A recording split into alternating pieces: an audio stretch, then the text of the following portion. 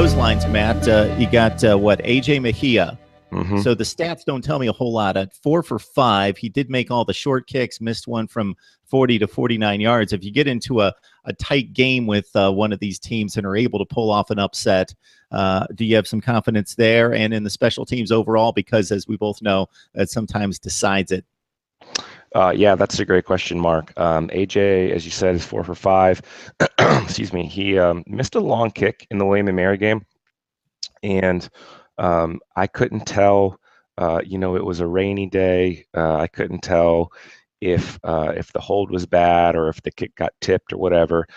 He came up way short on that. And Bronco in the post game or in the press conference the week after said that it just wasn't he just kind of fluffed it, I guess. And they have been pretty hesitant to go to him on anything that's longer than just a chip shot. So that'll be interesting to see, if it comes down to it, and we don't really know. Mendenhall in his press conference today said that against Carolina, they would have been confident if they needed to kind of setting up if they could get to the UNC 25. So I guess that makes it a 42-yard kick, something like that. They would have been confident that he would have had good odds to make it there. So we'll see. But the special teams, if there's been one sore spot for Virginia this year, it's been the special teams. The punt coverage team has struggled. The kick coverage team has struggled. We do have the one missed field goal, but they have tried to make some adjustments. We got burned pretty bad in the Indiana game on special teams, and they've made some adjustments, and it's gotten a little bit better. But Carolina had a big return early in the game on Saturday. Duke had a return to the 15-yard line late in the game a week and a half ago. So there's still some work there.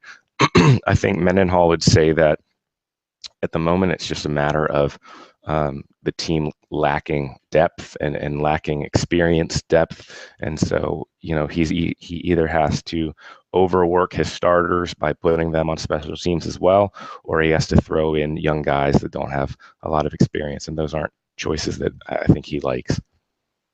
All right, folks, Virginia is 5-1.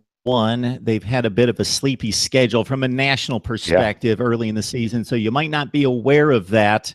I did, again, catch the Boise State game and also Indiana on my DVR to try to keep up with the Cavaliers, but an impressive showing. So if you weren't watching Friday Night Football when Virginia had the nation to itself, probably haven't seen the Cavaliers unless you really love the ACC in Virginia, but they'll have some important games coming up down the stretch, trying to get to bowl eligibility. Won their first 2 games in the ACC.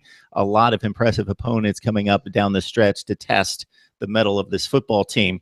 Matt Trogdon from Streaking the Lawn, the SB Nation platform for UVA Athletics, joining us to break down the Cavaliers and get us some insight into this football team off to its best start since 2007. Matt, we appreciate the time. Thanks a lot, Mark. I enjoyed it.